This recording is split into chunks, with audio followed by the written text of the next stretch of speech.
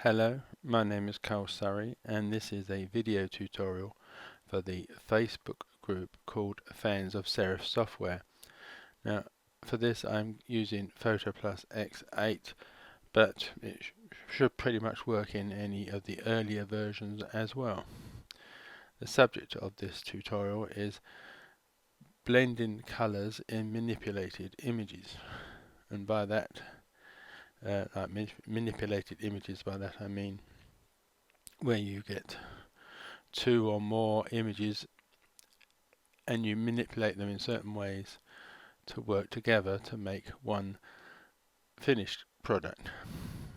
I'm just going to use two images. I'm going to use this image of myself, which I'm going to cut out myself, and I'm going to place it on a new background. This texture background, which I've got from the Serif texture and overlays kit. I'm using this for a couple of reasons. Mainly partly because the lighting is right, because it's lighting on lighter on the left, darker on the right, and because it is of a cool blue background. So when I use the cutout of myself, which is obviously not a cool blue, it's more of a yellow and warm yellow and red image, the blending of those two images, it wouldn't look quite right, me being warm and sort of the warm yellowy red range and the background being of the cool blue range. It just wouldn't work.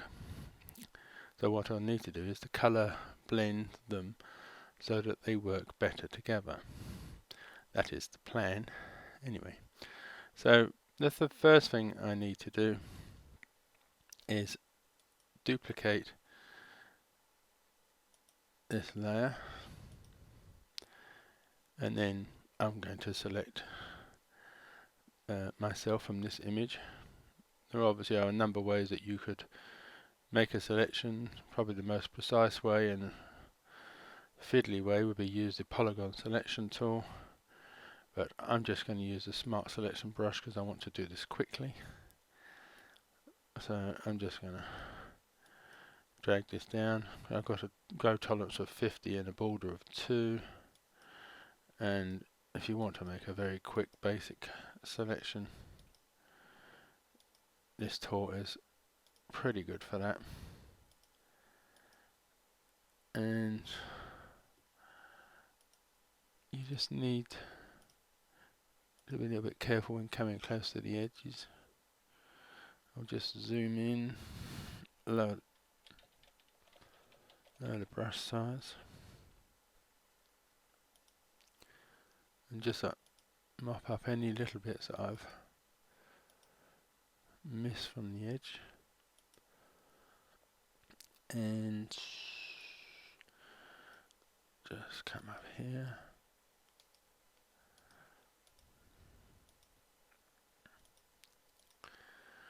There's always a little bit here and there that you might miss with this tool, but like I said, I'm only doing it very quickly.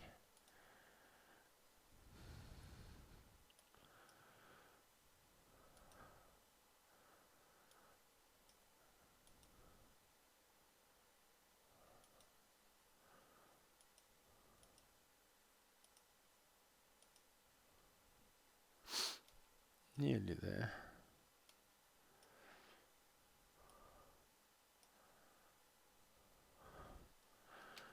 Just lower it down a tad and just get these last few bits that I'm missing along the top.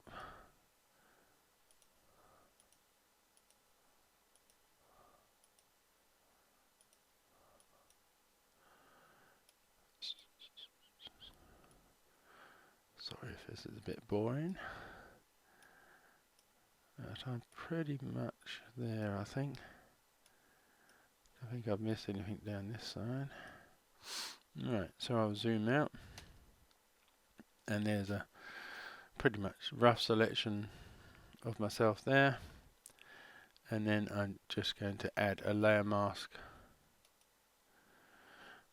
Now you won't see any real difference here because the background at the moment is presently the same as what the actual image is. So although this is being masked off, and if I turn this one off, this is what it actually looks like. So what I now need to do is to get the new background in between these two. Let me just press Ctrl and D to turn off that selection area. So I'll come to the new background, and then I will select all, edit, copy, and then yeah, I did press copy, I think, yes. Come back to this image, highlight the background layer, and then edit, paste as a new layer. So there you see we have the new background, and with me sitting next to it. And I hope you can see that what I meant about the difference in color tones between the image of me, which is a warm yellowy red, and the background, which is a cool blue. I mean, it's okay, but it doesn't look tonally correct. There's some dodgy bits on the selection around the back here, but that's because I did it very quickly, so I'm not going to worry about that. But if you were doing this yourself, you could make a better selection than I did. So now that I have these two together, I just need to, I'm going to come highlight the top layer, and I'm going to paste in again another version of that background. I will tell you why a bit later. I'll just turn that off for a minute.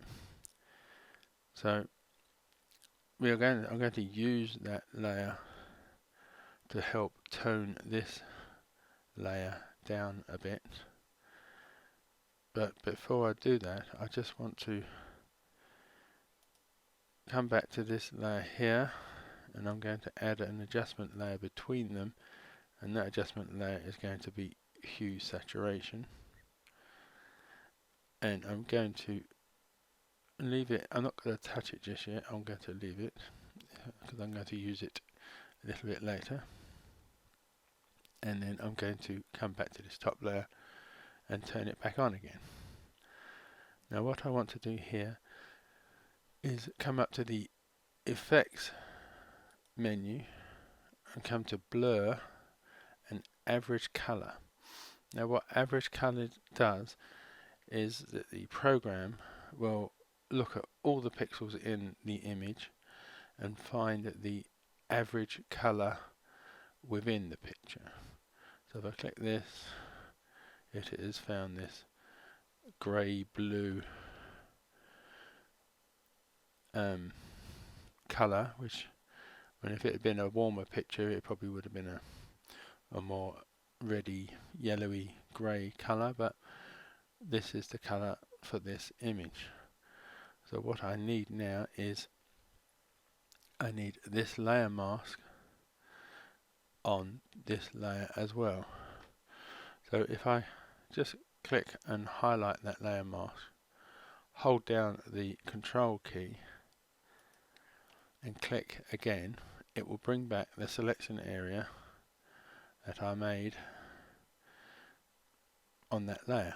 So if I now come back and highlight the top layer again and then press add layer mask, it will repeat that layer mask on this layer. So I just come to select and deselect, so you no longer got that marching ants around the outside. We just need to change the blending mode of this to color. Now as you can see, this is now already starting to blend in color wise. It's probably a bit too much, so what I'm going to do is lower the opacity of this down. I know it's about 40% now. I'll just turn that off a second. So that was what it looked like without this layer, and that's what it looks like with the layer.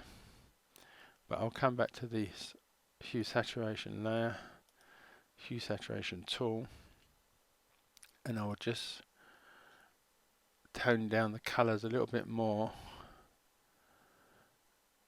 using this tool. I'll come around to around the 50% mark, minus 50 I should say, so that it was not as bright and yellow and red before I add this layer. So I'll turn this layer back on again, and then it's just a case of altering the opacity. Obviously the higher it is, the less colour is coming through. So I just want to bring it down low enough so there's enough colour coming through so you know that it's a colour image, but is also of a similar tonal range as the background that you are placing it onto. So I think that's quite good. Similar sort of feel and cooler blue image. If I just hold down the Alt key and click on this bottom hide and show button, that was the original, and I've manipulated it and blended it to a new image. So if I then just merge these down, I could use the crop tool.